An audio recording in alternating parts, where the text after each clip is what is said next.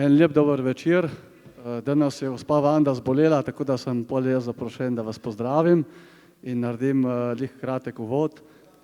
Pozdravljam oba gosta. Tik pred Evropsko prestolnico kulture gostimo nekdanjega ministra za kulturo. Evo, to je zelo pomembno, en aplavz. Dober dan, hvala lepa. Mislim, da nobenega od gostov ni treba posebno predstavljati, gospod Simoniti, gospod Podberšič. Beseda je vajina in hvala, ker sta prišla, ker ste se vzela čas in počastila današnji večer z vajino prisotnostjo. Oba zelo dobro poznamo in beseda je vajina. Hvala. Dober večer, spoštovane gospe in gospodje, spoštovani vsi ljudje dobre volje, Goričanke in Goričani, ki ste v takem lepem številu napolnili to dvorano, da bi nekako prisluhnili besedam tehtnega moža, našega rojaka, kajti dr. Vasko Simoniti je ponosen Goričan, pravzaprav ponosen Bric, o tem malo več v nadaljevanju. Torej, moja draga prijateljica in ena od glavnih promotork, soustanoviteljic teh naših goriških večerov, je vedno znova nas presenetila z uvodom. Zbrali smo se na trgu Edvarda Kardelja ob ulici Borisa Kidriča pod napisom maršala Tita. Jaz bom dodal še, Erika, ti ukradem tukaj, še ob spomeniku Janeza Stanovnika. Zdaj, to je uvod. Spoštovani kolega, profesor nekdanji, človek, ki ga zelo spoštujem in s katerim veliko sodelujeva tudi v Slovenskem zgodovinskem društvu, pa še kje drugje, je bil moj profesor. Eden od tistih profesorjev, ki je veliko zahteval, tudi veliko dal, ko se je pripravil, včasih se tudi malo manje pripravil na predavanja, takrat so ga pa punce občudovale, ker je veljal za enega najlepših profesorjev, tako so šolke rekle. Ampak dovolj o tem. Zmenila sva se, da se bova tikala, ker tudi sicer se tikava kot zgodovinarska kolega. Za uvod, preko gremo na predstavitev nocojšnjega predavatelja, gosta, bi pa vas, kot je prosil za ta komentar, kako je mogoče, da v 21. stoletju v državi sredi Evropske unije še vedno gostujemo na trgu Edvarda Kardelja ob ulici Borisa Kidriča pod napisom Tita in pred 3 leti so nam k temu dodali še nekdanjega samozvanega očeta naroda, ki je bil dejansko proti osamosvojitvi Republike Slovenije. Sicer je to legitimna izbira, da je nekdo Jugoslovan ali Avstrijakant ali če hočeš tudi proavstrijsko ali pronemško, proitalijansko usmerjen, ampak mu zato slovenska samostojna država, po mojem skromnem mnenju, ne bi smela postavljati spomenika. Kakšno je tukaj tvoje mnenje kot zgodovinarja, politika in tudi kot državljana te evropske države sredi Evropske unije? Ja, hvala lepa za to kompleksno vprašanje. Najprej seveda vsem prav lep pozdrav. Sam sem zelo vesel, da sem lahko danes tukaj in sem se odzval z velikim zadovoljstvom vabilu dragega kolega in prijatelja. Torej, vesel sem, da je toliko ljudi. Rekel, da sem jaz toliko popularen, pa so rekli, da nisem, ampak da ponavadi pride zelo veliko ljudi in kar je tudi prav. Lejte,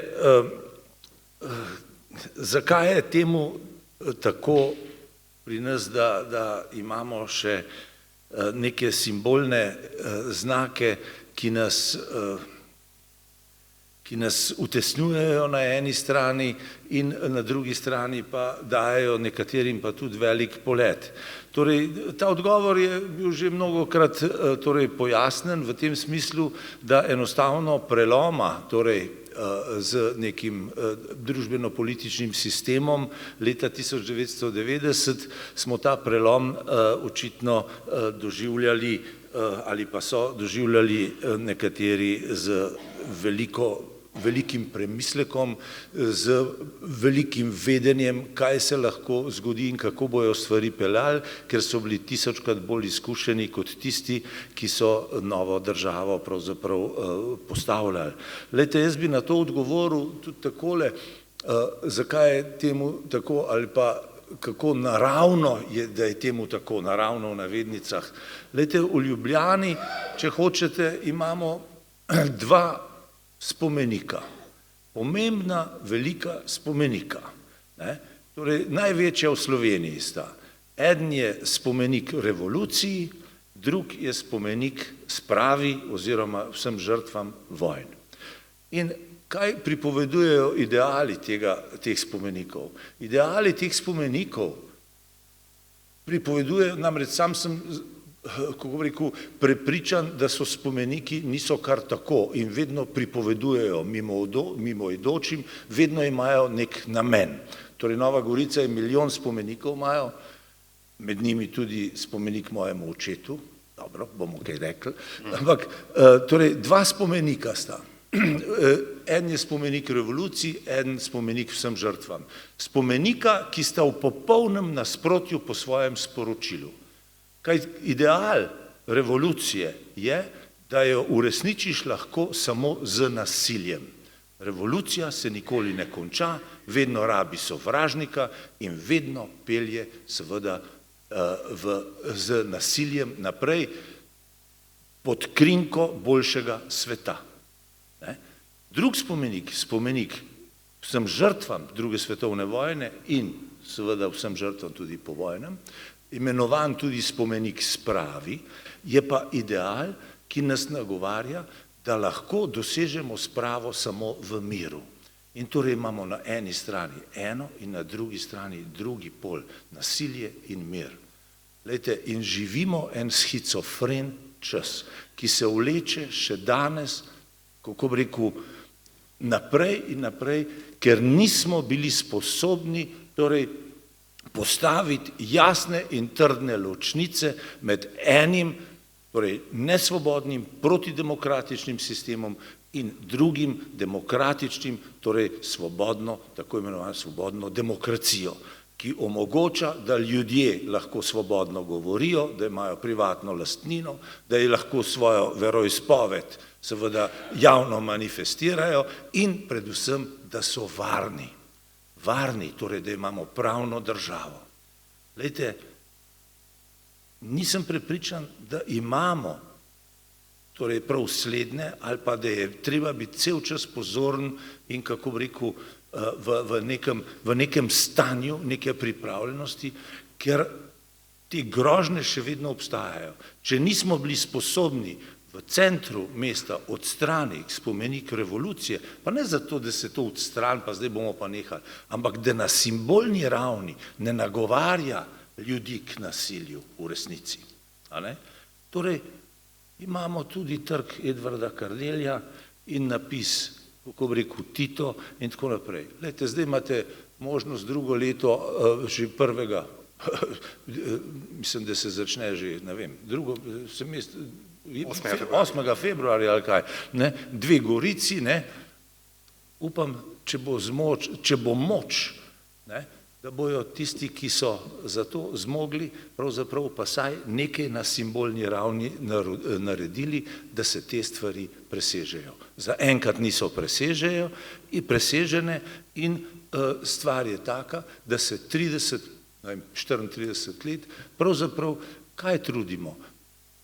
Da obranimo, kako bi rekel, saj tisto demokracijo, ki je sicer invalidna, ne povsem delujoča, ampak da jo obranimo, da se drži. Napredujemo pa zelo malo in počasi. Zaenkrat toliko. To je bilo uvodno vprašanje, ker konec koncev, mi se malo hecamo iz tega, ne vemo pa, da dejansko morebitno nasilje je samo en majhen korak stran od tega. Pa dajmo predstaviti današnjega gosta po tem uvodnem razmišljanju. pronicljivega opazovalca, zgodovinarskega kolega, rednega profesorja za zgodovino novega veka v pokoju. Veste, novi vek je obdobje recimo med 16. in pa 18. stoletjem. V tem obdobju je današnji gost bil doma, napisal nekatere temeljne študije, velik strokovnjak zlasti za turške upade in obrambo proti Turkom, 16. 17. stoletje. Vi se boste verjetno spomnili, pred kakšnimi 30 leti in več je išla njegova knjiga, ki je tudi predelana dizertacija Turki so v deželi že, o turških upadih na slovensko. Pri Mohorjevi družbi je išla že davno nazaj. Drugače je pa veliko pisal o slovenski zgodovini, bodisi sam, bodisi v soavtorstvu z doktorjem Štihom Petrom pa Petrom Vodopivcem. Najbolj, bi rekli, pomembni pregledi tovrstne zgodovine našega naroda so tudi izpod njegovega peresa, mentor številnim diplomam, magisterijem, doktoratom, predaval do smrti, do upokojitve. Lapsus, se opravičujem. Pa si zares tako mislil, ne?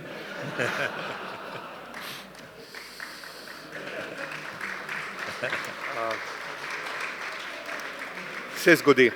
Torej predaval do upokojitve in še predava, ja. Drugače pa ga poznamo kot dvakratnega ministra v dveh različnih vladah, med leti 2004-2008 pa med leti 2020 do 2022, obe vladi pod vodstvom Janeza Janše. Drugače pa tudi s svojimi pronicljivimi zapisi se je oglašal tako v strokovnem kot tudi znanstvenem pa tudi medijskem prostoru. Avtor žal manj poznane knjige Fanfare nasilja, kjer tematizira prav, bom rekel, kršitve človekovih pravic skozi zgodovino, torej je s svojim publicističnim delom posegal tudi v novejšo zgodovino, čeprav je njegova habilitacija, bom rekli, predvsem novi vek.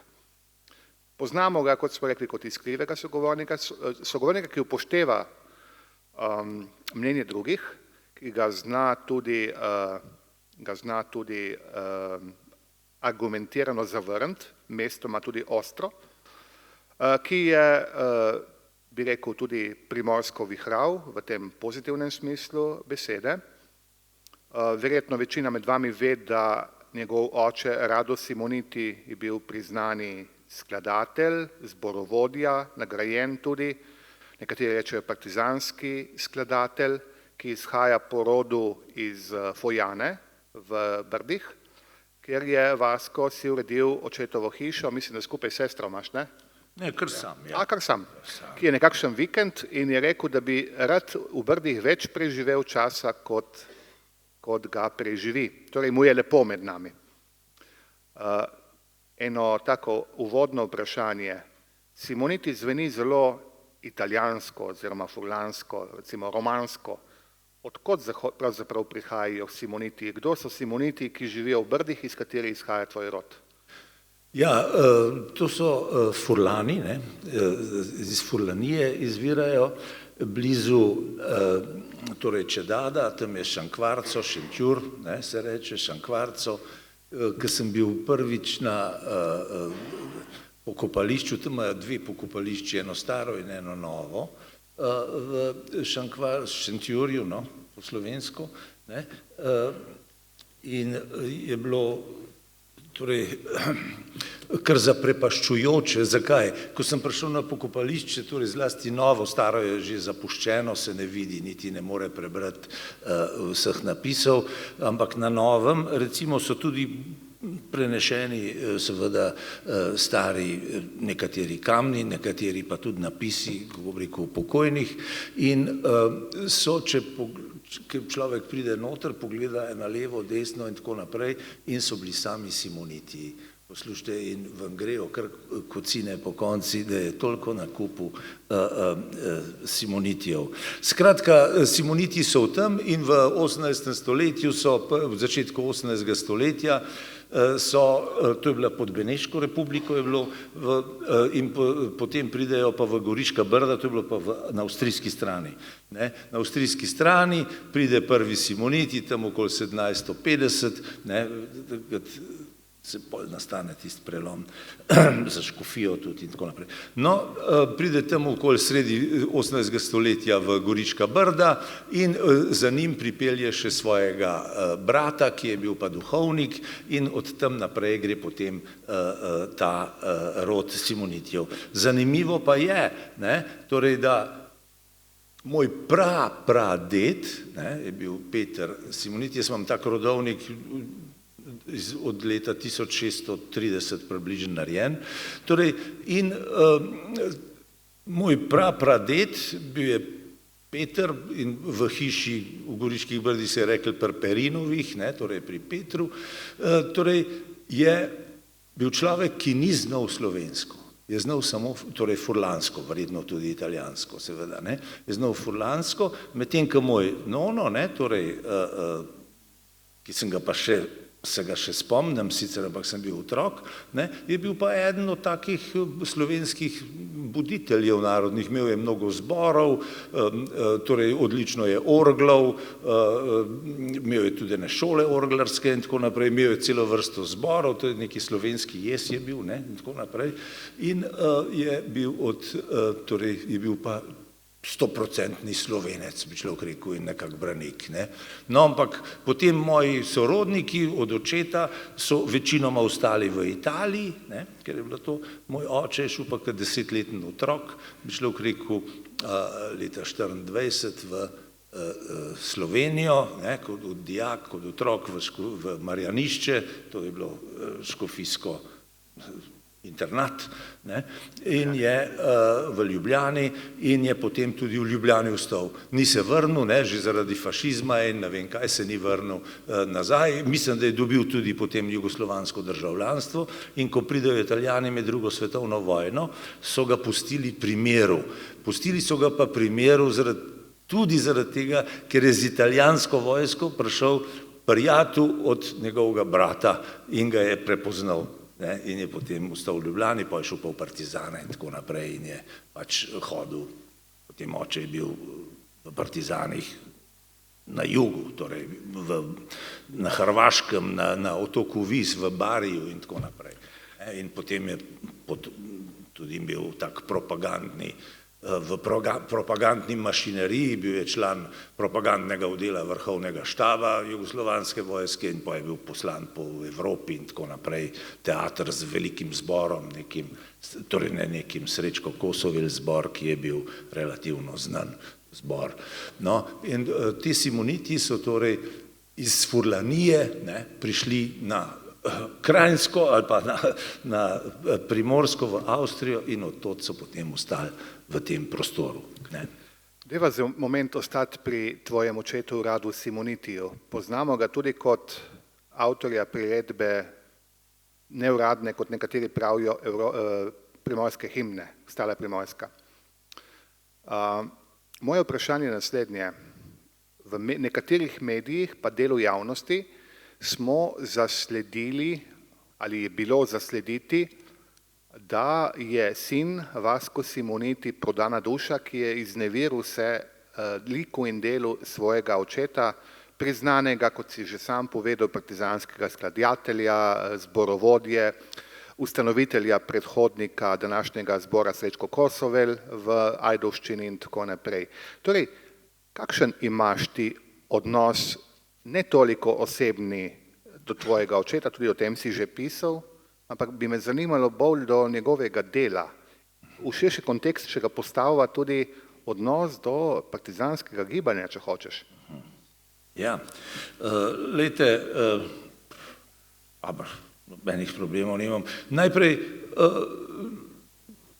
to moj oče je bil, ja, seveda, tudi med vojno, torej, on je od leta 1941 naprej sodeloval na strani, kako bi rekel, odporniškega gibanja, če hočete. Leta 1943 je potem šel v partizane, kot sem rekel, postal v tej propagandni mašineriji, ustanovil pomemben velik zbor, ki je potem bil tudi na pariški mirovni konferenci leta 1946 in tako naprej in si je naredil kar eno lepo reputacijo, če hočete, tudi knjige so v njemu napisane in tako naprej. Ampak je kaj?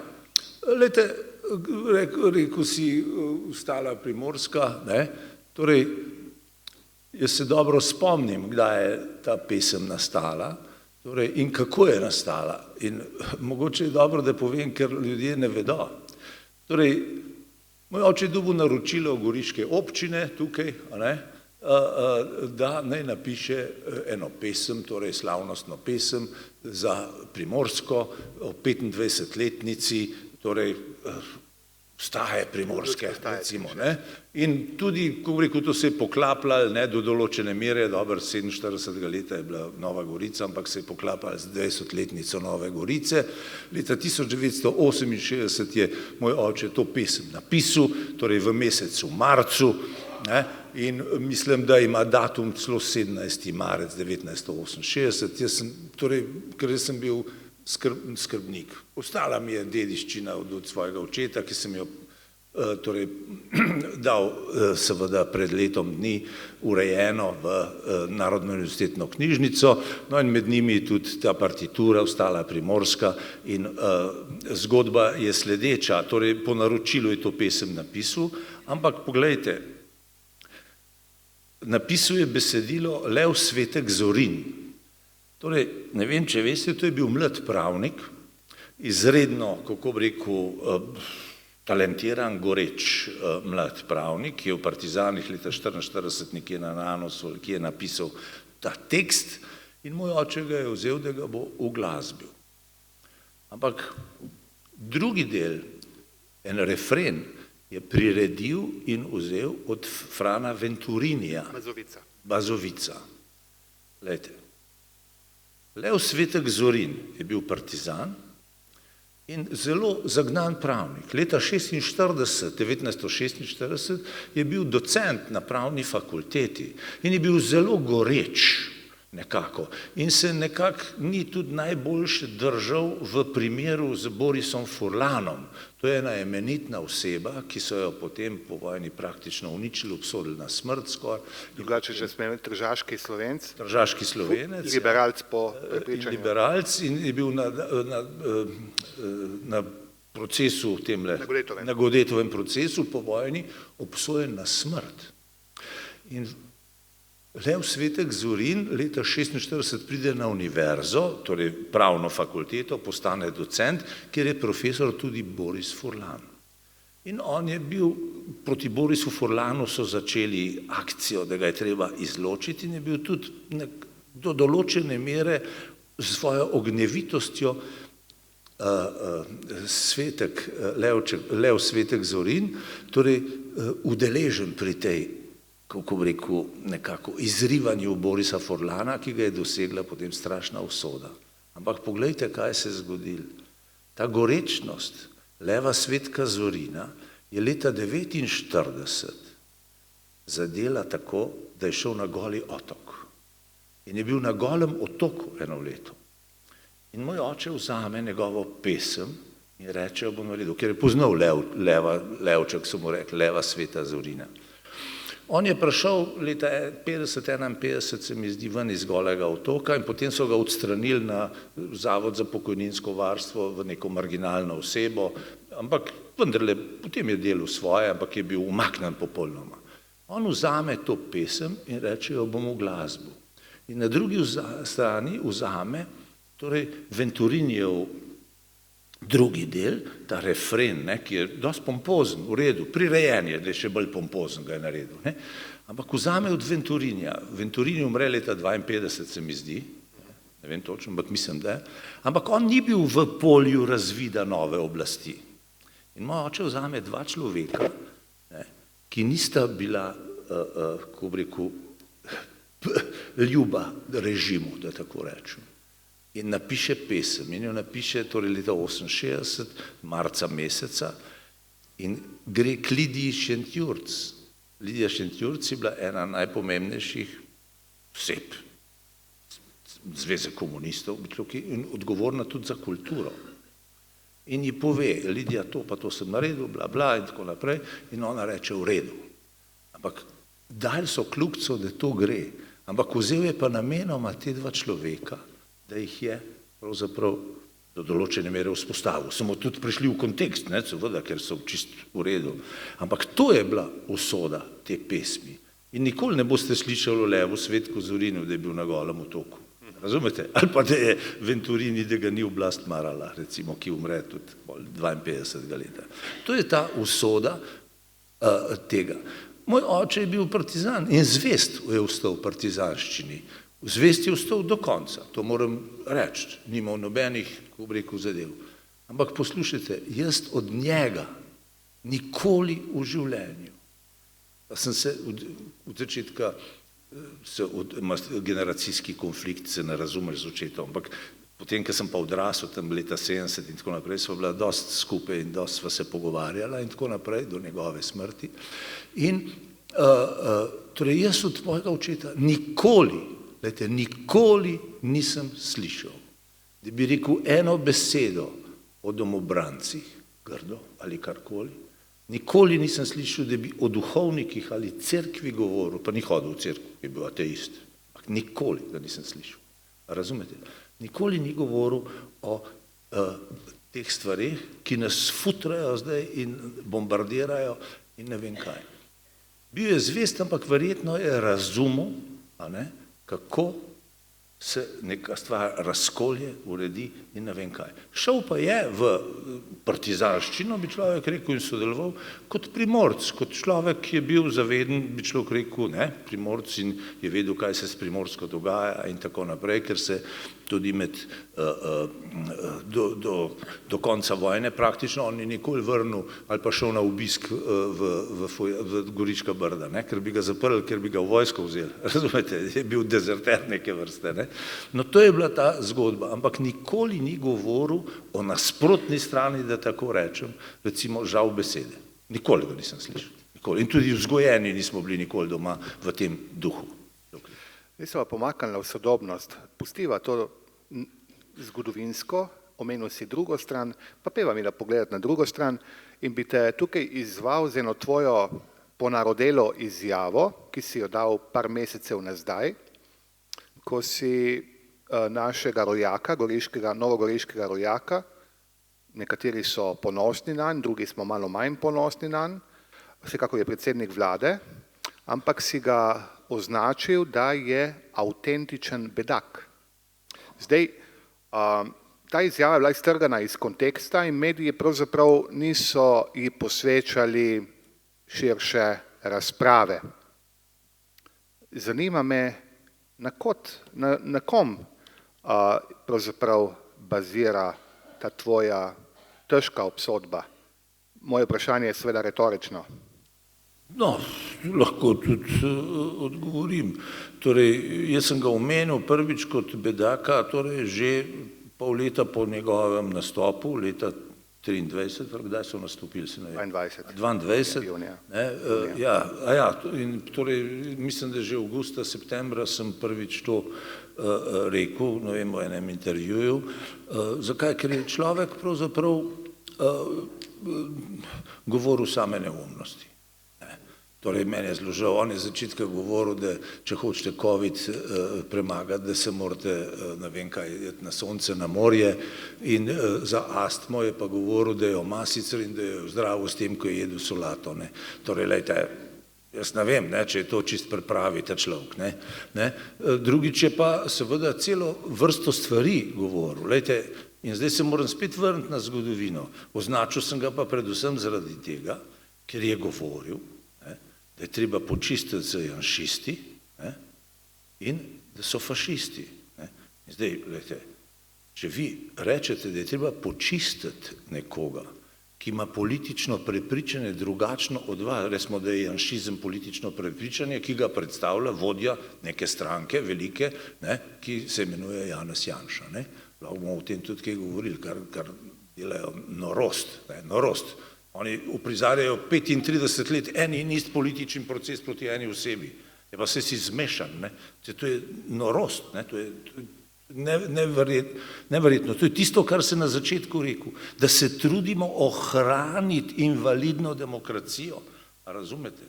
Lahko pridemo pol na sodstvo, ki pravijo, da ta predsednik ruši državo. S tem, ko javno pove, da je sodstvo tako in tako. Glejte, sodstvo ruši državo. Sodstvo ruši demokracijo, ampak pustimo zdaj to. Če se vrnem gospodu predsedniku vlade, on je govoril, da so janšisti in da jih je treba izločiti.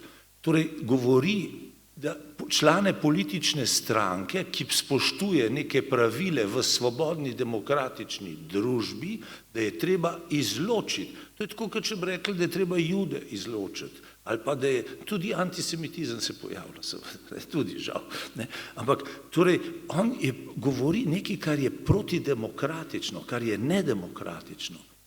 In potem omenja pojem, da so fašisti ali pa da smo fašisti. Jaz sem že prej govoril zdaj o tem nekaj, recimo, in da reče meni nekdo, da sem fašist, recimo, v primerjavi s kom pa. Glejte, vi morate vedno, če nekomu nekaj rečete, morate vedeti primerjavo. Aha, fašizem, to je nekaj slabega, nekaj zlo, se je zlo, ampak v primerjavi s čim pa? Kaj gospod ve? V primerjavi kaj? Z komunizmom? Ali z stalinizmom? Ali v primerjavi z svobodno demokracijo. Razumete? On govori nekaj in se zateka k nekemu instrumentariju, kako bi rekel, ki se je rodil tam v 30 letih prejšnjega stoletja, kot kako bi rekel, neka bergla komunističnemu gibanju, da so vse tiste, ki se niso z njimi strinjali, govorili, da so fašisti.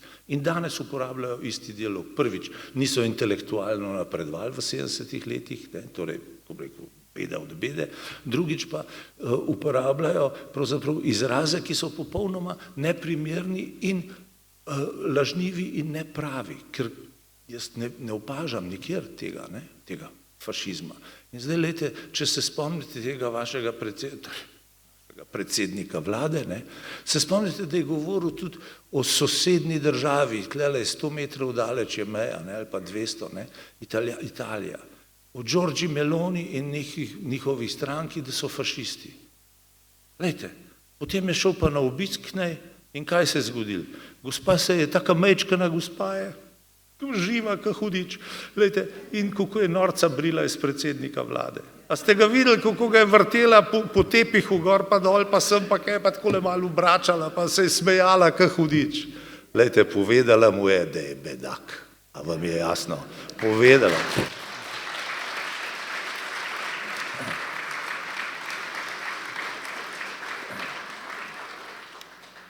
Prosim te, upoštevaj, da se snemamo in da bojo to širše množice ljudi. Hvala Ivotu, ki nas snema vedno znova, in vsem, ki nas spremljate tudi na kanalu YouTube, in vsem, ki skrbite, da ta naši večeri kljub medijskim, bomo rekli, osami oziroma ignoranci lokalnih pa državnih medijev, vedno znova se nam to dogaja. Po drugi strani pa tudi hvala vsem tistim, ki nam vedno znova mečete polena pod noge, kajti to nas dela še bolj močne. In se vrnemo spet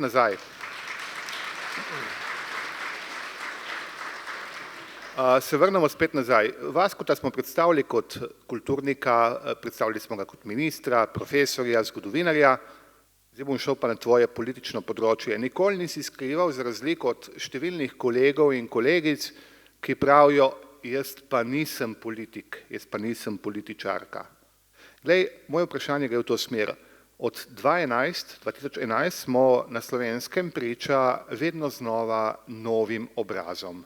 Janković, potem Cerar, potem je bil Šarec, in ko se je zdelo, da nižje kot Šarec ne bo šlo in so nam predstavili ob koncu leta 2021 novega odrešenika, spet nov obraz, se je pokazalo, da smo dobili dejansko za predsednika vlade nekdo, ki ga je nekdo označil za avtentičnega bedaka. Ga samo citiram, prosim lepo. Se ti zdi, da lahko gre še nižje, oziroma se je po tvoje politika novih, tako imenovanih novih obrazov izpela? Ja, torej, lejte, jaz upam, sam očitno, torej jaz upam in želim, da bi zaživeli normalno, svobodno demokracijo. To ne mislim svobode te stranke, ampak svobodno, kot liberalno, odprto, torej, ki priznava vse tiste atribute, ki so značilne za demokracijo, predvsem svobodo govora. To je prva stvar, ki se jo zdaj skuša omejevati, privatno lastnino, svoboda veroizpovedi za božjo voljo. recimo, in seveda, kot sem rekel, že varnost. In torej jaz upam, da postaja razumevanje med ljudmi in želim, torej ne samo upam, da bi prišlo do tega, da bi ljudje vendarle razumeli, da tako demokracijo potrebujemo in da za tako demokracijo potrebujemo, kako bi rekel, eno trdno strankarsko strukturo, ki je medsebojno, kako bi rekel, kompetitivna, ki se med seboj razlikuje po prioritetah in po željah, kako uresničiti, da bi ljudje bolje živeli, ampak to zahteva trdno strankarsko strukturo. Te novi obrazi pravzaprav so samo zato, da zadržijo stvari pri miru in da zadržijo tiste stvari, ki omogočajo, da bi pokazali, da je s prejšnjim režimom, kako bi rekel, neka kontinuiteta in da praktično ni nobene razlike in želijo, da se vzpostavijo zadeve nazaj. Tako dela sodstvo, bi človek rekel, tako delajo, pravzaprav je celo vrsto momentov, ki jih lahko seveda naštejemo, da bi obdržali seveda nekdanje silnice oblast. Rabijo samo neke vrste, kako bi rekel, opozicijsko šmiro, to je, kako bi rekel, približno svobodno razlaganje demokratičnih interesov, ampak ne pa, da bi jih dejansko uresničevali njihove programe, ki morajo biti pod neko celovito kapo. Torej, bojijo se trdnih strank, ki bi lahko, kako bi rekel, vodile in se medsebojno dogovarjale za boljši jutri, za blaginjo, za ljudi. Ampak to lahko ustvarja samo trdne stranke, ki so med seboj, kako bi rekel, možne dialoga in seveda sodelovanja. Zdaj, ne bom prišel, lahko prideva pol do Logarja in tako naprej, ki... Deva iti malo, deva poglobiti to. Pustiva Logarja primeru, ampak... Vse ga bomo pustila primeru, ampak torej hočem reči, da je treba samo trdno stranke in trdnih strank se bojijo.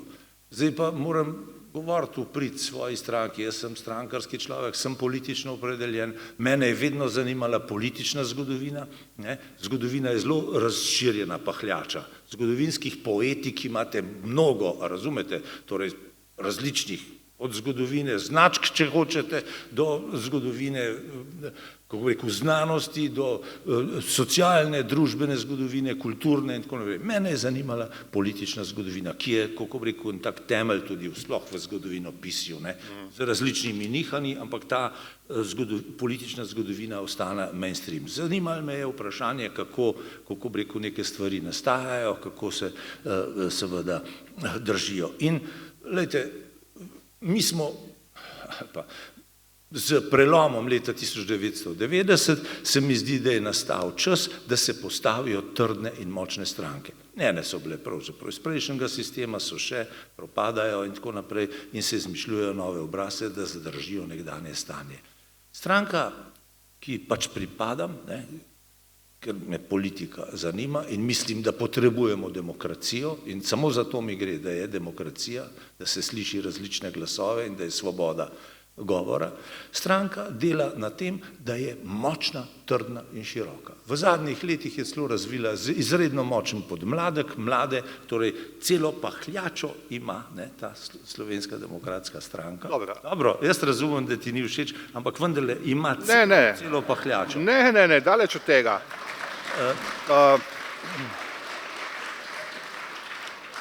Goriški večeri kljub vsemu niso namenjeni sajenju rožic, ne rečem, da danes sadiva rožice, daleč od tega. Rekel bova samo, da bova polemična in si že nakazal smer mojega naslednjega vprašanja in sicer gre za to.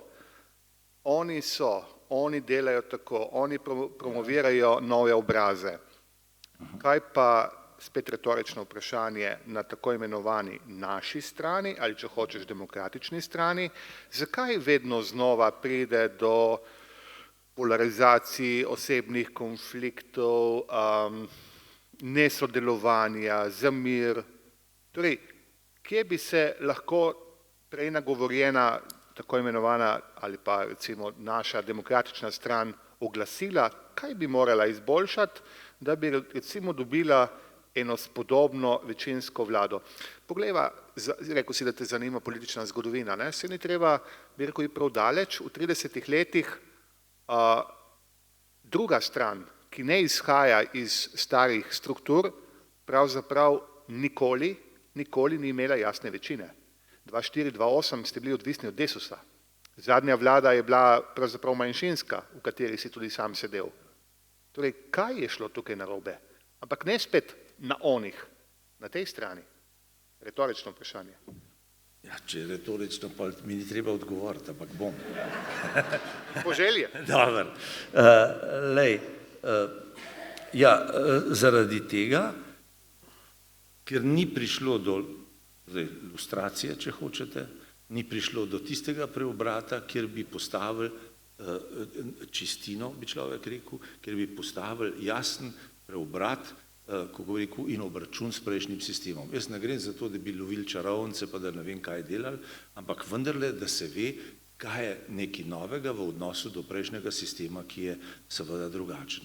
In zato govorim zdaj, ker do tega ni prišlo, jasno, in se perpetuira iz prejšnjega sistema. Jaz ne morem drugače, kot da odgovorim to na način. Glejte, ne dovolijo,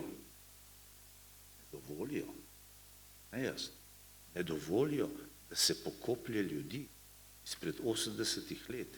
Jaz nam šel zdaj na Antigono, pa na Grke, pa na Polinejkesa, pa Eteoklesa, pa vse tiste zgodbe, pravica do groba in tako naprej.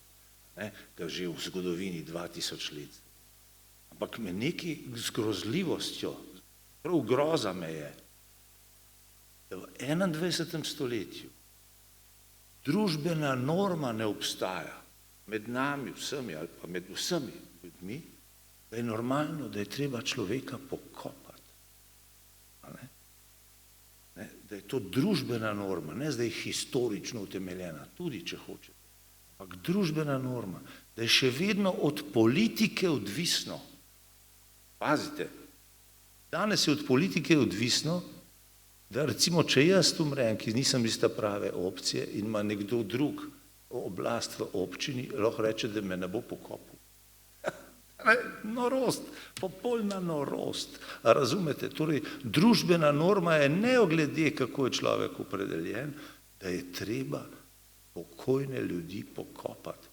Ker to niso živa bitja samo sama po sebi živa bitja. To so osebe. To so ljudje, ki so več kot živa bitja, kot mačka ali ne vem kdo. A razumete? In ne dovolijo se, da se pokoplje ljudi. Kaj storijo, da bi kontinuiteto držali, da bi obdržali sistem tako je in da bi nam šlo narobe, da ne bi mogli izpeljati nove družbene politične ureditve tako, da bi bile stranke močne in kompetitivne z programi, ki nas tukaj in sedaj zadevajo. Glejte, to boš ti vedel, ker si zgodovinar. Ja, kaj pa zgodi, naredi oblast, ki ve, da je z njo nekaj narobe, pa tega sicer ne prizna. Ampak veste, kaj naredi? Arhive zažge. Arhive. Ne zažge. Ja, zažge. Jih v maso tisto spreša. A ja, no dobro. Zdaj, veš, kako rekel, torej vozil so v papirnico vevče, ne? No, recimo, zažge arhive. Torej, zažge arhiv je najbolj pomembna stvar. Minister Simoniti je, se mi zdi, bil med prvimi, ki je rekel, da je treba arhiv Republike Slovenije na novo postaviti, pa arhiv pokrajinski v Murski Soboti, pa ne vem kaj. Zaradi tega, ker je to spomin, to je naša identiteta, to je naš spomin, naša preteklost, iz katere klije prihodnost. Razumete? Saj ni brez včerajšnjega dneva današnjega. In torej požgejo arhive. Razumete? Zaradi tega, da skrijejo nekaj, kar bi jim, kako bi rekel, šlo na dušo, da ne morejo enako držati sistema kot prejšnjega, ki ga hočejo prikazati, da je dober. Odlikujejo ljudi, ki so iz prejšnjega režima bili nosilci nekega sistema, ki je bil pač krivičen, bomo rekli, milo in prijazno. Odlikujejo jih in jih tudi pokopljajo, ene ne smeš pokopati, druge pa pokopljajo z vsemi državnimi častmi. Ja, poslušajte, To so grozne stvari. In glejte, pred nekaj dnevi, kaj se zgodi, če ste brali ali zasledili.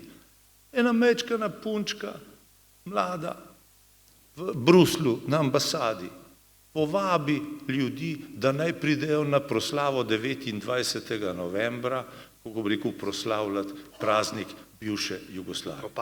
Propadle države, ki je politično propadla, ki je propadla gospodarsko, ki je propadla kulturno, zgodovinsko, če hočete, in je zahtevala 200.000 žrtev samo recimo v Bosni. In glejte, kaj je gospodična naredila, morda ni vedela, morda je vedela, jaz mislim, da je vedela. Glejte, ta sporočila so pošiljali okoli v času, ko so na Hrvaškem, ki je verjetno ob tem prelomu najbolj trpela in imela strašno vojno, ko so v času proslavljali vukovarsko obletnico, kjer je bilo 3000 ljudi pobiti. Ambasada države Republike Slovenije vabi na nek proces. To ni tako slučajno, razumete? In vse te stvari, ki jih v Loku pripovedujem, ustvarjajo milje in, kako bi rekel, občutenje, da se, kako bi rekel, ustvarja neko negotovost, hkrati pa skuša plasirati prejšnji režim kot, kako bi rekel, dober. Od tega potem izvira tudi sovraštvo do Amerike, če hočete, in potem izvira to pa do Izraela in potem, kako bi rekel, nekako prijazno mnenje se ustvarja pravzaprav v eni Rusiji. Ampak oprosti, glej, bom še naprej igral vlogo advocatus diaboli, torej hudičevega odvetnika. Vse, kar praviš, podpišem, se strinjam. Verjetno velika večina tukaj sodelujočih poslušalk in poslušalcev. Ampak še vedno nisi povedal, kako naj reagiramo ob vsem tem izzivanju. Ok, ena drža je, da razglašiš predsednika vlade, za kar smo slišali v uvodu, in to drži. Ampak kaj naredimo tisti, ki imamo neke vrednote, neko demokratično misel, ki nam je avtentično za demokracijo, kako naj se obnašamo pri soočanju s temi izzivi, ki vendarle so aktualni in vedno znova stopajo pred nas. In nenazadnje, tovrstne zadeve, ki jih omenjaš, nepokop žrtev, uzurpacija prava, uzurpacija gospodarstva, nihče ne odgovarja za stran poti, bom zelo mil izraz uporabil v bančništvu in drugih nekaterih podsistemih, nihče ne odgovarja.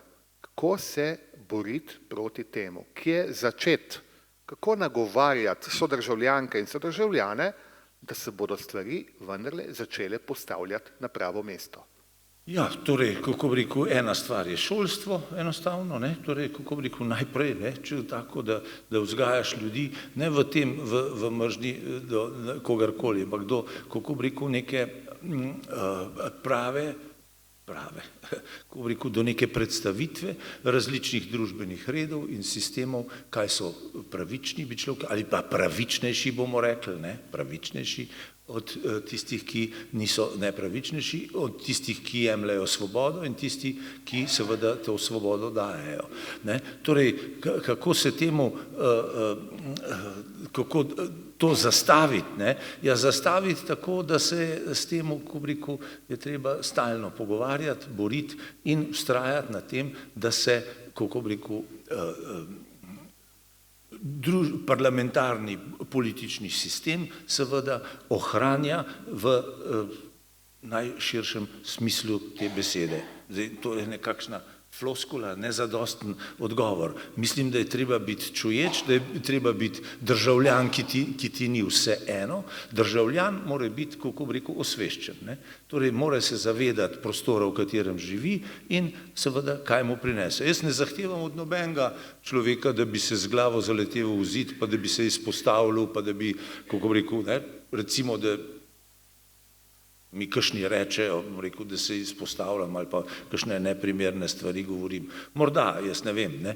Ampak ne zahtevam od nobenega, da dela isto, kar jaz ali pa kdo drugi, ampak tudi, da misli enako o politiki, sploh ne, ampak vendarle, da priznava mene in jaz njega pravzaprav v tem, kako bi rekel, prostoru z njegovo politično prepričanjem in mislijo. Treba se je boriti, mislim pa, da je šolski sistem najpomembnejši, ampak tukaj smo marsikaj že zamudili, ne. Tukaj smo malo zamudili. Zdaj, lahko bi bil malo pesimističen, ne, ker to, kar se dogaja v sodstvu in podobnih stvarih, ni pravzaprav kaj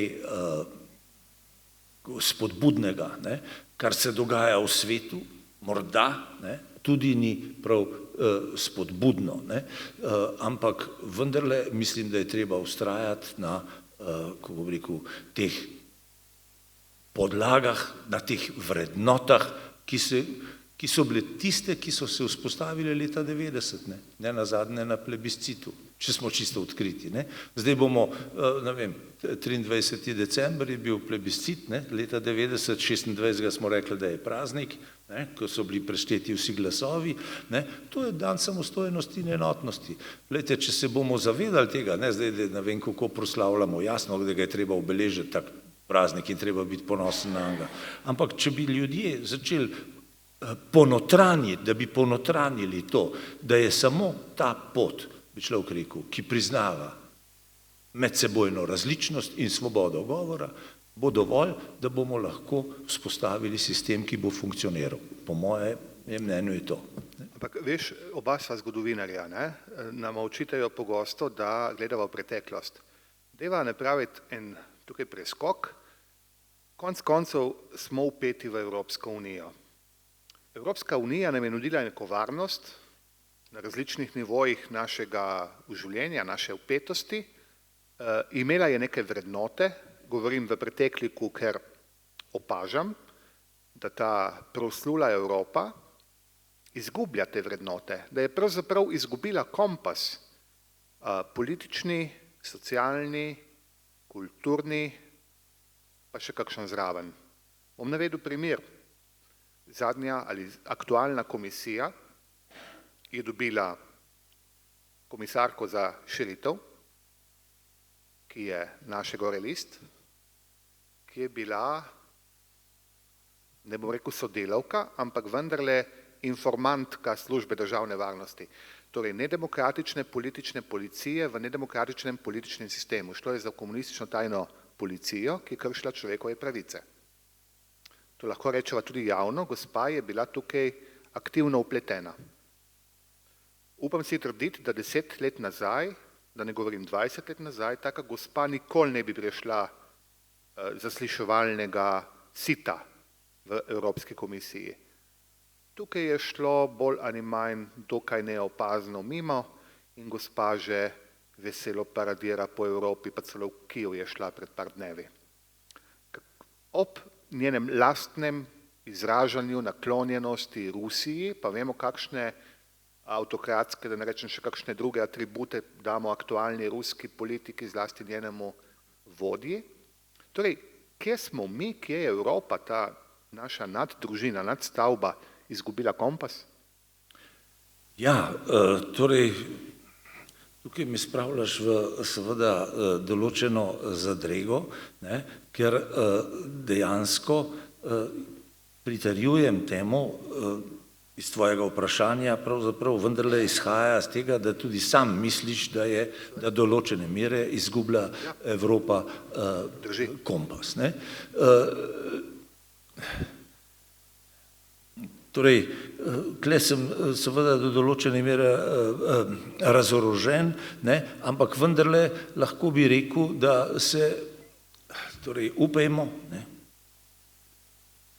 da se Evropa seveda zaveda vsak dan bolj pravzaprav teh svojih napak v zadnjem desetletju, ne, in da skuša, kako bi rekel, zavreti tiste procese, ne, recimo migracijske, če hočeš, ne, da se bojo seveda ustavili do določene mere, na drugi strani, da bojo skušali parirati, kako bi rekel, vse hujši agresiji, torej Rusije, ne nazadnje, ker ne gre samo za Ukrajino, ampak gre za, kako bi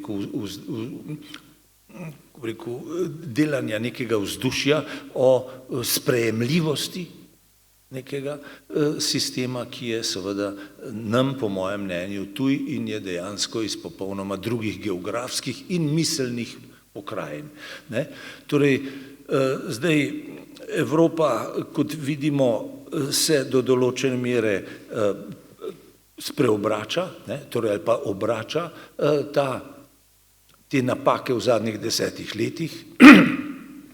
Mogoče v Evropski uniji upajmo, da se bo z novo komisijo to do določene mere spremenilo, ampak to, kar si sam povedal, ne kaže, so pa individualno evropske države pravzaprav vendarle spreminjajo svoje usmeritve, v smislu, da zmagujejo do določene mere desne opcije, ki so morda bolj usmerjene k temu, da se spoštuje neke človekove pravice in hkrati k nekemu gospodarskemu, kako bi rekel, nekim gospodarskim zavezam, ki naj bi morda seveda tudi omejile in zamejile ilegalnost nekih migracij in podobnih stvari. To, kar se dogaja z gospo, našo torej sekretarko, ki je postala ministrica, bi rekli, v Evropski vladi, seveda sodi v tisti kontekst, ko sem prej govoril. Torej, glejte, v Sloveniji smo imeli, ne vem, če veste, univerzo na Primorskem, ki je bila povezana z Rusko univerzo, z Lomonosovim in je, ne vem, zapravila $500 000 in ni bilo nobenih rezultatov, zdaj so to ukinili, imeli smo 5 ruskih centrov v Sloveniji, potem imamo Forum slovanskih kultur, vse skupaj seveda v neki zvezi, propagandni zvezi, ki naj bi delali do Rusije prijazen odnos, če že ne kritičen.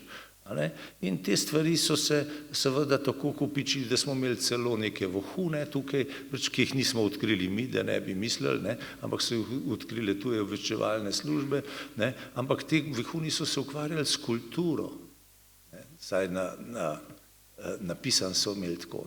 Zanimivo bi bilo, s katerimi kulturniki v Sloveniji so se srečevali in kakšne zveze so imeli. In kateri ruski atašeji, ki je ambasada relativno veliko, je imela točno v svojih rokah ali pa stike z našimi ljudmi, da so ustvarjali propagando.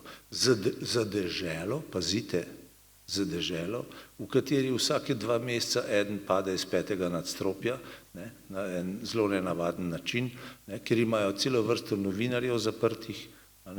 Zanj so celo prvič tudi vrgli iz enega, mislim, da ni bil 5. nadstropje, ampak 3., ki pa isto usodno bilo nekega baletnika in tako naprej. Tako da razorožiš me s tem vprašanjem, jaz upam, da bo Evropa stala in seveda obstala tem, da bo začela verjeti v svoje demokratične vrednote in jih dosledno izvrševati. Na to nagovarja Lizbonska listina, torej to je ta skupen dokument, ki govori o človekovih pravicah in podobnih stvarih, ampak za evropske seveda državljane in upam, da bo temu tako. Ne znam ti drugače odgovoriti, kako se obraniti tega. Pogovarjava se že 1 uro, mislim, da je čas šel zelo hitro in ni dolgočasno, ne? Glej, omenil si kulturo. Bil si 2 mandata, enega celega, pa enega približno polovico ministra za kulturo v 2 slovenskih vladah. Kulturo poznaš, tudi tisti, ki te ne marajo, in takih ni malo, priznajo, da si korekten, spodoben, nadpovprečno načetan, prijazen sogovornik. Tudi na Ministrstvu za kulturo, tudi tvoji podrejeni, tudi ki niso iz tvoje opcije. Zakaj ostaja kultura, na njej smo gradili svojo narodnost, svojo bit, svojo nacionalnost, svoje slovenstvo, nismo nikoli osvajali, smo s kulturo vse nekako determinirali skozi zgodovino, ampak zakaj ostaja kultura pri nas tako v domeni tistih, ki pravzaprav nimajo radi slovenske kulture?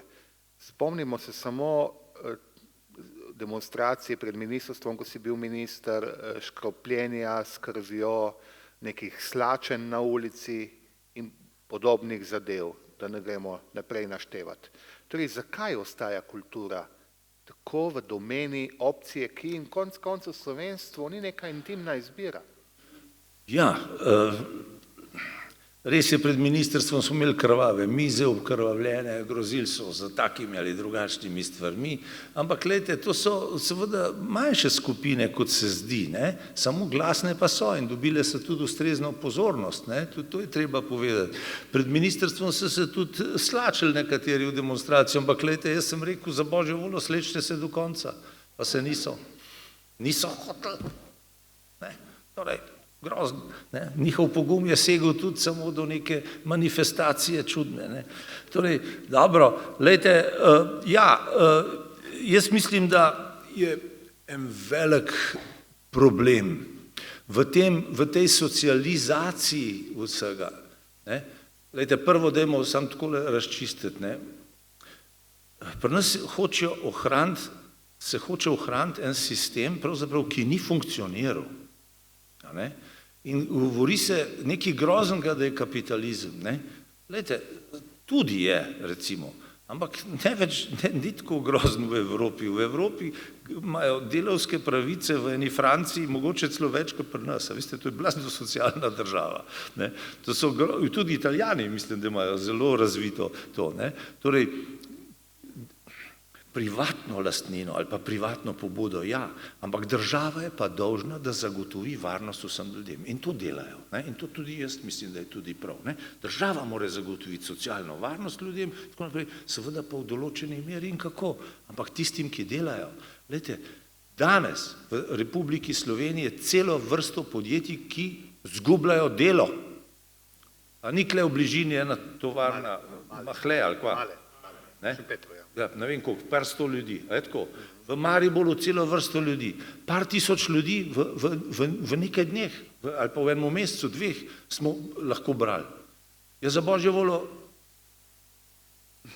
jaz spoštujem kulturo in to kultura je tudi zelo širok pojem ali pa umetniško izražanje, se to je silno pahlača. Ne? Ni samo tradicija, so tudi umetniški izrazi, ki so, ko rekel, nam vsem tuji, čudni, drugačni in tako naprej. Ampak jaz mislim, da je treba pustiti te zadeve, da cvetijo in živijo. Ampak to ne pomeni, da moraš vse te vplačati. A ne razumete? In pri nas hočejo neki ljudje, ki nimajo kaj dosti talenta. In pred mojo hišo, pred Ministrstvom za kulturo so ljudje praviloma ljudje delali džumbus, ki jih ne poznate, ki sploh niste nikoli za njih slišali, ki sploh ne veste, da kaj posebnega so, ampak vsi trdijo, da so nepogrešljivi. Ampak država ni dolžna, da vse plačuje. Seveda, mnogim je potrebno, tudi kulturo je treba vzdrževati. Vedno ni države na svetu, ki ne bi kulture vzdrževala. A razumete? Ali pa pomagala vzdrževala. Torej, sofinansirala in tako naprej. In to je tudi prav. Glejte, lepo je tudi dobiti nagrade. Se to je lepo. Ampak veste, koliko nagrad imamo na področju knjige, prevajanja, torej pisanja in tega v kulturi? 30. Razumete? Fajn, ne? Fajn, ne? Jaz ne rečem, da ni fajn, ampak ne vem pa, če je dobro, da so vse tako enako vredne in ne vem kaj, ne? In pomembne. Ne? Torej, mnogi, ko bi rekel, izražajo svoje nezadovoljstvo, ki ne zaslužijo te pozornosti za strani države, da bi jih nagradila, ampak bi bilo dobro, če se izkažejo na nekih področjih in si sami zagotovijo nek tisti minimum, za katerega bi bilo treba, da seveda poskrbijo za svoje življenje. Ne? Jaz ne vem, a kdo štrajka, če je 3000 ljudi službo izgubilo, delavcev recimo. Zdaj malo demagogije, ampak ne vem, če je to sicer demagogija, to so resnični podatki. Ne?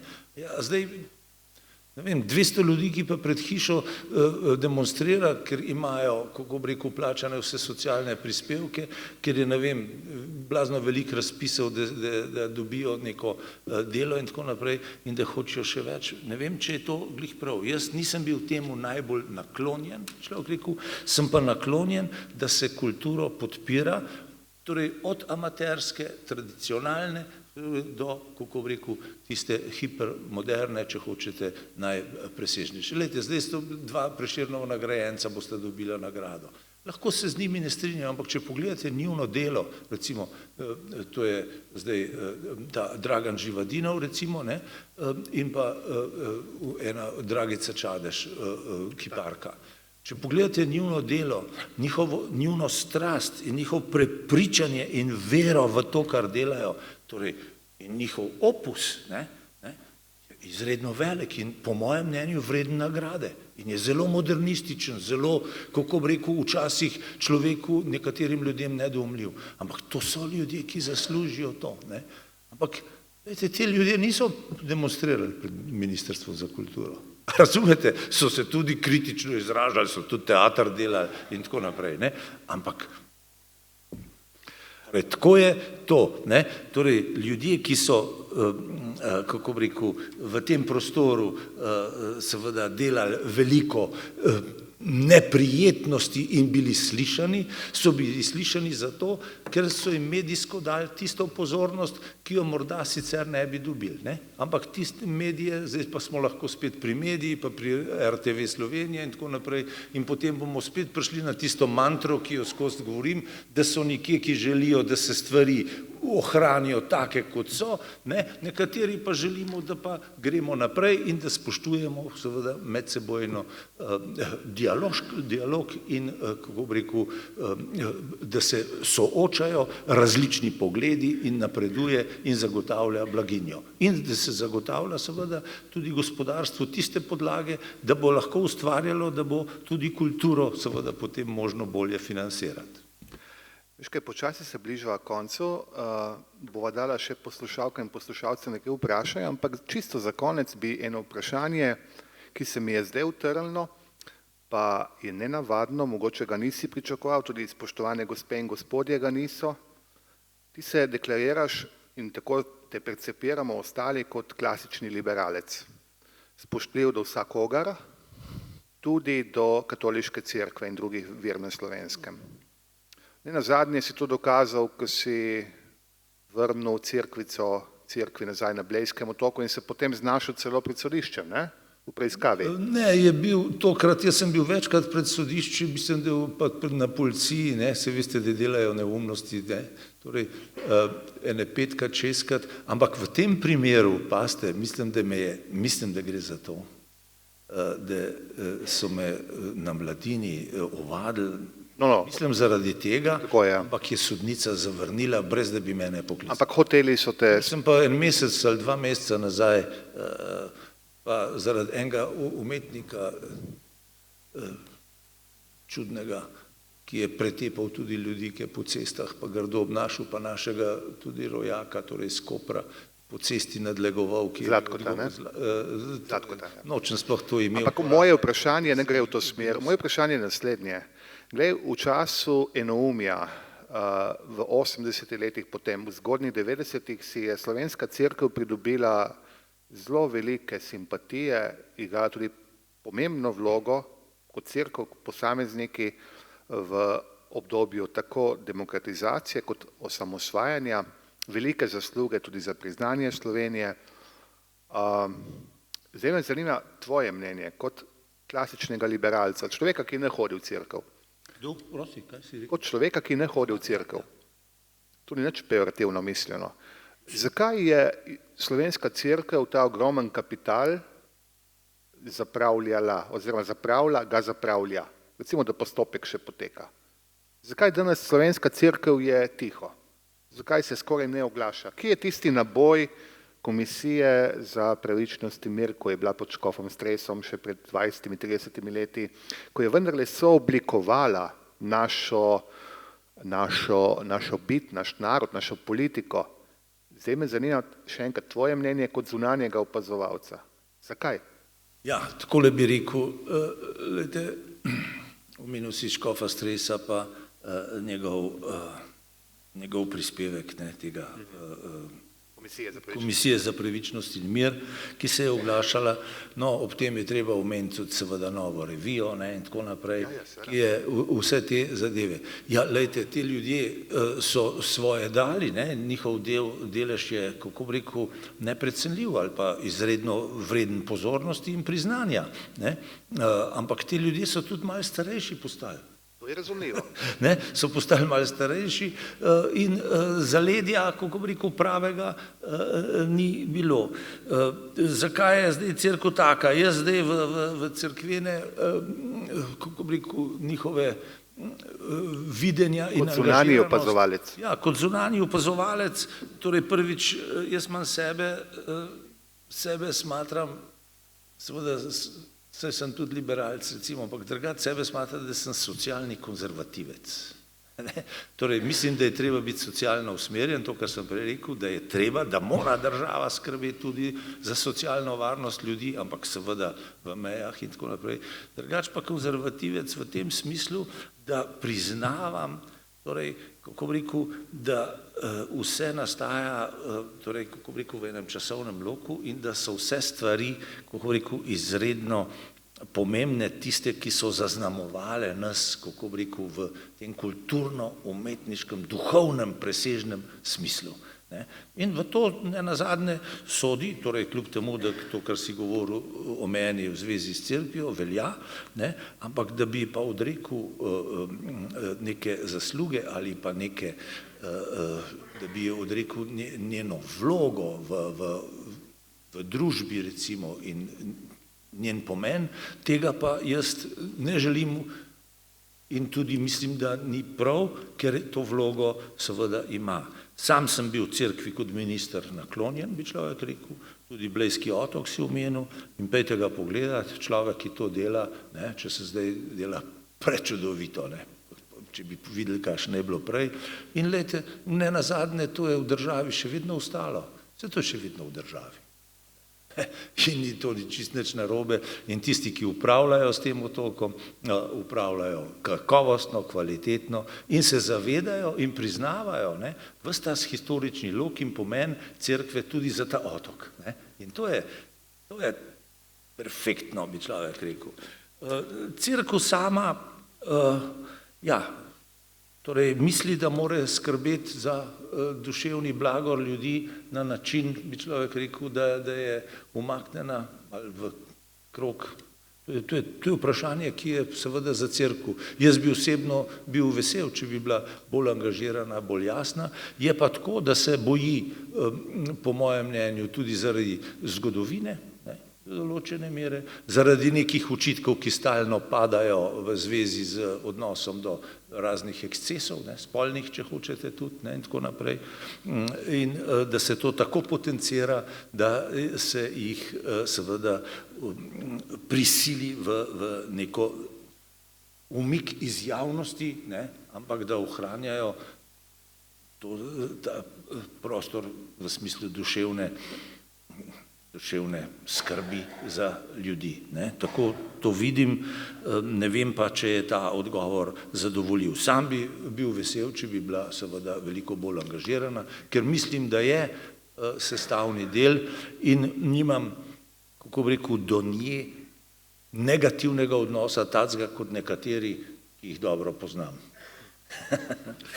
Ja, spoštovane gospe in gospodje, to je bil dr. Vasko Simoniti, dvakratni minister za kulturo, čisto za konec. Angažiran je intelektualec, retorično vprašanje je spet, če pride do recimo kakšne spremembe ali pa da se bodo vremena krajincem razjasnila, te lahko pričakujemo tudi v novi slovenski prihodnji vladi? No, torej,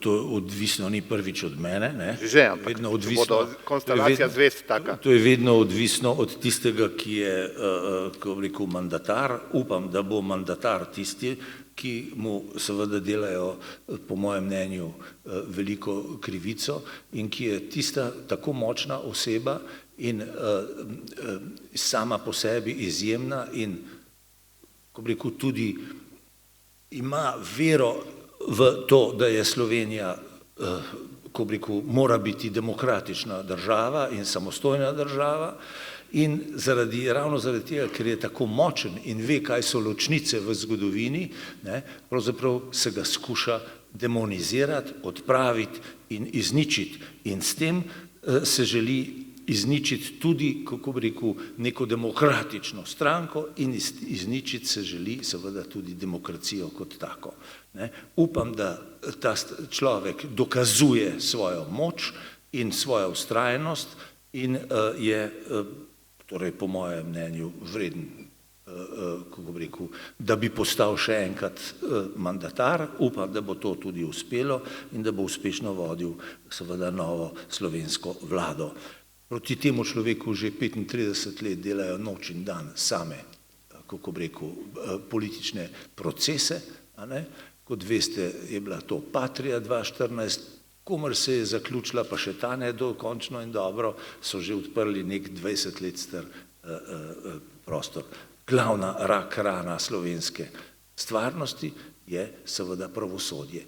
Varnost, in to je tista stvar, ki je pravna država, ki zagotavlja ljudem enakopravnost biti in živeti in delati. To je glavna nevarnost. Upam, da se bo to enkrat presekalo in da bo, kot sem rekel, Janez Janša postal nov mandatar.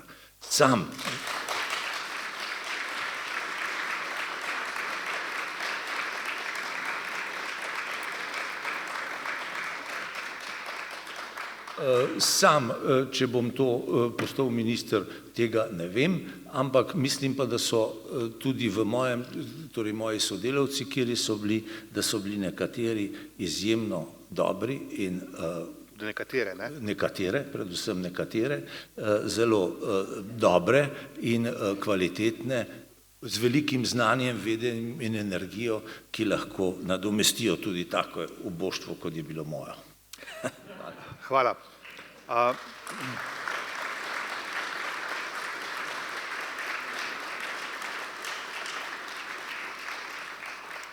Marsikaj danes nisva odprla tvojih številnih zgodovinskih raziskav, ampak to, veste, na internetu dobite hitro. Vzemite v roko, pet v knjižnico, njegovo slovensko zgodovino ali pa njegove turške upade, protiturška obramba. To je res strokovnjak in kot predava zdaj, je predaval tudi na predavanjih.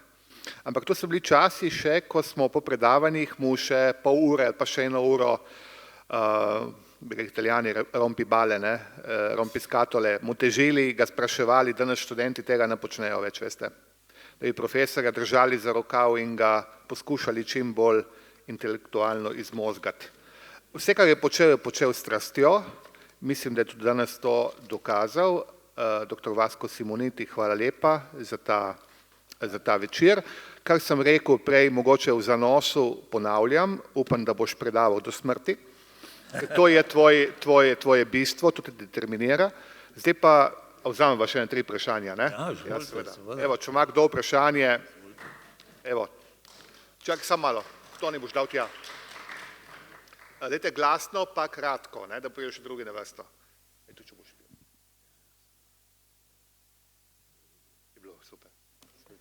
Ja, najprej moje spoštovanje in poklon današnjemu gostu, ki ga spoštujem, poznam že desetletja in resnično vsa čast, da se ne uklonite pritiskom, ki se dogaja na vas in da tudi politično prepričanje stalno tudi izražate, ker če pogledamo leta 1994, kako? Aha. Leta 1994, ja, to je pa moje vprašanje zdaj, oziroma bom rekla tako. Leta 1994, ko se je zgodila Depala vas, množica intelektualcev je pisala peticijo in zaščitila Janeza Janšo. In tu noter so bili gospod Zajc, Hink, Petan, torej bom rekla cela plejada izvrstnih kulturnikov, pisateljev, pesnikov. Ja, danes jih ni več. In dobili smo nadomestek, ki je gnil, ki ga predstavlja današnja ministrica za kulturo in vse njena plejada prisesanih, bom rekla, tehle parazitov. In bom rekla, žalostna sem bila, ko je Jančar, gospod Jančar, enostavno pobegnil iz te nezdrave klime, ko so tako grdo čez njega, on je imel eseje v sobotni prilogi, tako grdo so ga pljuvali, da je enostavno se umaknil. In danes praktično nimamo kulturnika, pisatelja, ki bi se postavil trdno in zagovarjal neko stališče proti rušenju slovenske kulture. To bi vas lahko rada vprašala, če poznate vi kakšnega mogoče mladega, ki bi bil pripravljen kaj narediti? Ja, lejte, zdaj, seveda, našteli ste nekatere ljudi, ki so to pisali in še mnogi drugi, ne, seveda tudi Drago Jančar nič ni pobegnil, noče pa več, torej ali pa se je nekako umaknil iz tega angažiranega političnega vsakdanjega, ko bi rekel, izjasnjevanja, da tako rečem, s politiko se nikoli ni v bistvu ukvarjal, ne, ampak je bil samo kritičen glas, močan in vreden. Moram reči, da je pred nekaj dnevi izdal novo knjigo prav, ko bi rekel, esejev, ne, ki jih je vredno prebrati, kaže seveda še vedno njegovo živost in angažiranost. Zdaj, mlajši v določeni meri seveda so, vendar sam ni pa tako močnega, ni pa to jedro močno, ne. Nekaj je seveda okoli teh mladih pravnikov, recimo, ne, ki so, nekateri so tam Zbor za republiko, recimo, ki so dobro malo starejši, ne. Jaz mislim, da so tudi mlajši, ko bi rekel, ampak je ta skupnost je razpršena, ne, dejansko manjka, ko bi rekel, neke povezovalne, po moje, sila, je pa kar nekaj imen. Res pa je to, da seveda ni več tega naboja in da je vse prepuščeno, ko bi rekel, neposredno seveda politiki ali pa političnim strankam, medtem ko na drugi strani je ta levica, te nevladne organizacije, ne, kako bi rekel, ki so močno sedaj podprte in financirane, ne, z namenom, da seveda ustvarjajo določeno javno mnenje, so bolj slišane in so seveda tudi močnejše. Ampak to tudi zaradi medijske krajine, ki jo poznate seveda sami zelo dobro, da je, kako bi rekel, neuravnotežena, da se uporabi ta izraz, in pa predvsem ni adekvatna, bi človek rekel, ni dovolj, kako bi rekel, se ne sliši, kako bi rekel, demokratičnih glasov dovolj. Morda je več na politiki sami, ki mora skrbeti in ustvariti seveda dovolj močno mlado generacijo za seboj, da bo ustvarjala seveda neko sliko, ki bo prepričljiva, verodostojna in se bo znala upreti. Res je pa, da ste civilno-družbene, kako bi rekel, sredine, ne, te mladih ali pa srednje generacije intelektualcev niso, kako bi rekel, politično tako slišani, angažirani, prepričljivi, hkrati pa vendarle, ne, te generacije obstajajo, eden od te generacije je tudi gospod, ki zraven mene sedi, ne, in tudi imajo recimo celo vrsto nekih simpozijev, celo vrsto, kako bi rekel, nekih angažiranih stvari na področju, kako bi rekel, zgodovinopisja, ne, torej ta inštitut za narodno spravo, ne, če ga poenostavljeno rečem, recimo nastalo je ogromno zgodovinskih del, s katerim, ki so pripeljale do tega, da te slike, ne, pravzaprav, ko bi rekel, ki je bila enostranska in enostranska zaradi tega, ker ni bilo moč slišati drugih glasov, ne, da te slike se ne da več spremeniti, ne. Ampak vendarle se pa strinjam z vami in tudi čutim določeno jezo, ne, v vašem nastopu v tem smislu, da ni prave, kako bi rekel, sile, ki bi se zoperstavila in odločneje postavlja in prepričljivo tudi njeni učinki, da bi bili prepričljivejši na polju, kako bi rekel, vzdrževanja demokracije, ne, prave. Strinjam se, ne. Ne znam vam pa drugače odgovoriti. Treba je biti čuječ državljan. Gospa, dokazujete sami, ne, to vem, ne, to čuječnost, biti prisoten, živ, ne, in predvsem povedati svoje mnenje. Ne. Toliko, gospa. Vprašam. Oba zgodovinarja in niste vedeževalca. Denimo, da na dan otvoritve tiste proslave za kulturni Stolnica kulture. Evropsko, ja, kulturo, da tisto jutro na Talijanskem Sabotinu osvane napis Mussolini. Kaj mislite, kako bi na to reagirala Evropa in seveda tudi naši? Napis Sabotin, Mussolini ne sodi v civilizirani Evropi, na Sabotin prav tako ne sodi v civilizirani Evropi napis Tito. In skrajna desnica v Italiji se povezuje s skrajno levico v Sloveniji, iz Gorice v Novo Gorico. Vse skupaj je pa v duhu očuvanja parcialnih interesov, torej oblasti. Nagovarjajo svojo volilno bazo.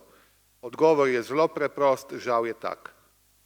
Ja, se strinjam, torej, ko rekel, oboje je do skrajnosti neprimerno, ne, da bi se kaj takega zgodil. Jaz mislim, da je treba napis Tito odstraniti. Mislim, da so ga že večkrat poskusili odstraniti, da so tudi spreminjali napis. Če se spomnim Hvalice, recimo, napisali so naš Fido, recimo, pa tako naprej. Ne? Torej, pa zarastel se je. Ne? Jaz mislim, gledajte, to so neke pritlehnosti, ki moram reči, da so neumni, ampak ta napis naš Tito ni samo tukaj, mislim, da je nekje na Krasu, da je pa prav zabetoniran. Tako je. Da je še večji, ne? Ja, večji, ja. Lahko jaz tukaj... Mislim, da so to, veste, to so provokacije, ki so pravzaprav neumne in se jih ne da zazmeniti. In torej, to je ena taka nesreča, ki more s časom umreti. Torej, ne morem drugače reči. Mislim pa, da seveda pa moti predvsem, pa nagovarja mlade, ne, to je pa res, ne, mladi, ki so nagnjeni k določeni površnosti morda, danes v večji meri, kot morda so bili, in se bojim, da radi prisluhnejo enostavnim obrazcem, ki jih ponujajo taki napisi, bi človek rekel, enostavni obrazci življenjskih, kako rekel, okoliščin, ne, torej družbenega sistema v črno-belih slikah.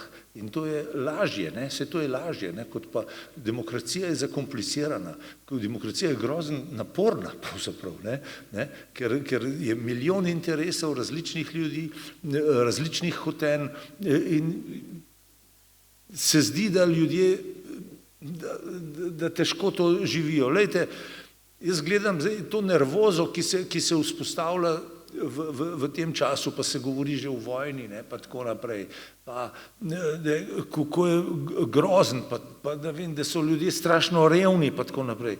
Ampak jaz mislim, da so bili včasih bolj, ne, da so bili bolj revni, da je bilo enostavno bolj grozen, da je standard večji, da ne vem kaj, ampak ljudje postanejo, ne vem, krivični, ne, malo nervozni, ne, zahtevajo pravzaprav več.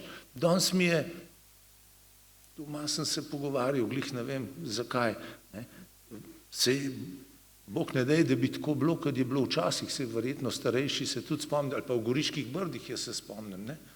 Toliko sem star, da se spomnim, ko ni bilo vode, ne. Spomnim se nekih kupov gnoja, neke živine, neke špine, razumete, na sred vasi so vsi po vodo hodili. To je neverjetno, ne, neverjetno, ali pa na meji, ne. za vsako stvar čez mejo, vsi smo švercali kavo, ne. Razumete, moja mama je bila vedno čist zelena, ki je šla čez mejo, pa je v življenju 2 kile kave prešvercala. Razumete, torej nič drugega, ne. In to je obup, kakšen sistem se je živel, ne. Ali pa po kavbojke hodili in tako naprej. In ljudje mislijo, da bi bilo pa zdaj dobro, ne vem, jugonostalgijo, ne, ustvarjajo mit o nekem prijaznem svetu, ki to ni bil, enostavno ni bil. In ljudje bi radi kar, ne vem, da se živi slabo. Mislim, da se ne živi, no, toliko slabo, no. Seveda vedno pa živijo nekateri slabo, to pa ja, ne. Jaz bi kot podžupan samo pokomentiral, da v bistvu se zdi, da bi lahko šla tudi stvari na slabše. In trenutno se mi zdi tako, da je. Namreč Tito na Sabotinu želi neka skupina zaščititi kot spomenik zgodovinskega pomena. In tukaj sem se malo angažiral, sva se angažirala tudi z gospodom Bogdanom Vidmarjem, ker to je res butasto, pač res je butasto, nažalost je tako, tik pred Evropsko prestolnico kulture, ko bi morali razmišljati o tem, da bi napis umaknili, kajti tukaj si bo tudi nek imidž, ne bo prestolnica, lahko je Evropska prestolnica kulture, lahko je pa tudi prestolnica evropske kulture, ne? In ne gre skupaj, pač enostavno ne gre skupaj. In malo tu zdaj izkoriščajo taha Mussolinija, so sprožili na italijanski strani, zato da tudi zdaj to upravičujejo na slovenski strani. In tukaj moramo biti aktivni in tukaj smo aktivni, je pa res, da nočemo z tega delati afero ali kakorkoli, vendar kljub temu moramo biti aktivni in povedati, da to ni prav, da to se za leto 2025 nas podobi. Še eno vprašanje, pol končamo. Lep dober večer vsem in seveda dr. Vasko Simonitiju. Moram reči, da imamo tukaj zraven en objekt, ki se zaključuje zdaj za Evropsko prestolnico kulture, za kar se zahvaljujem gospodu Vasku Simonitiju, ko sem bila podžupanja, smo izjemno sodelovala in mislim, da bo prvi projekt, ki bo zaključen za Evropsko prestolnico kulture. Hvala. Bravo. Ja.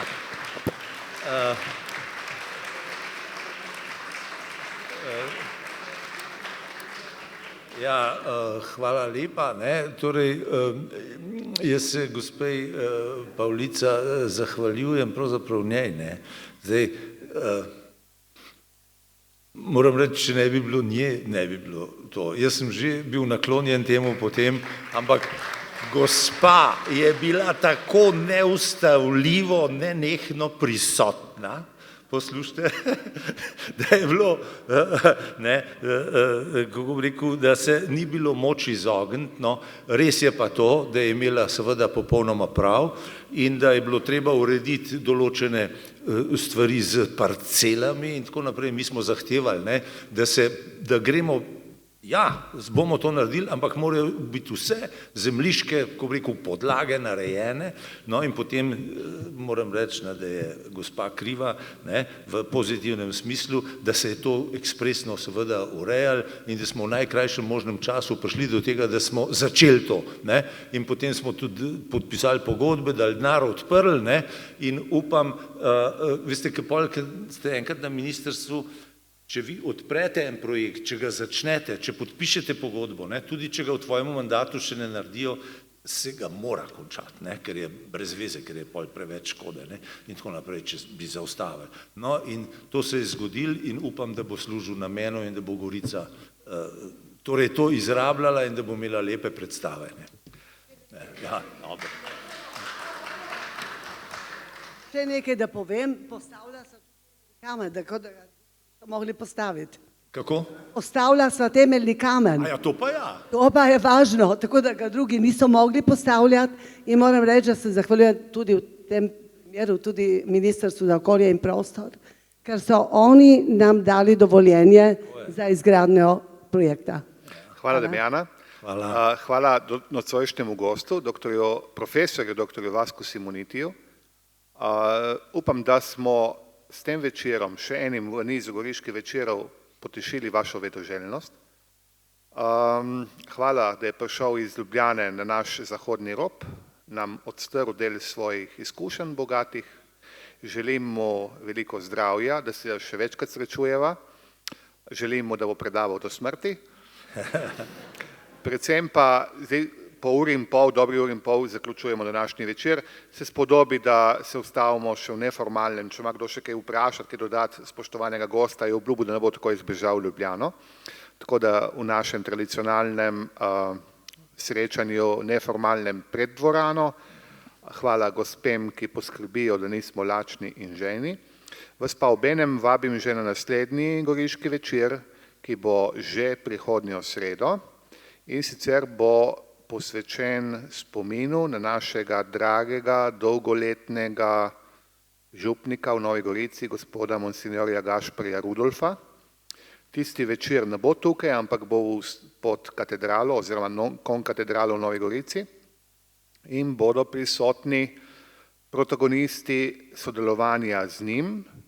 Več sogovornikov bo, med njimi tudi Jože Možina, ki je, kot veste, nečak pokojnega gospoda Gašperja. Torej, vabljeni lepo naslednjo sredo v prostore konkatedrale ob isti uri, da počastimo spomin briškega župnika, medanskega župnika, dolgoletnega novogoriškega župnika Rudolfa Gašperja. Hvala lepa vsem skupaj, Vasko še tudi tebi in se vidimo zunaj. Hvala. Hvala tudi vam. Hvala.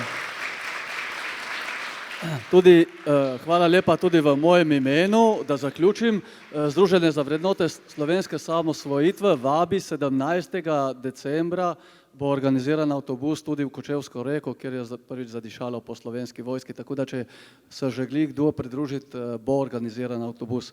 Hvala lepa tudi v mojem imenu in v imenu mestne občine Nova Gorica za take goste. Hvala. V redu.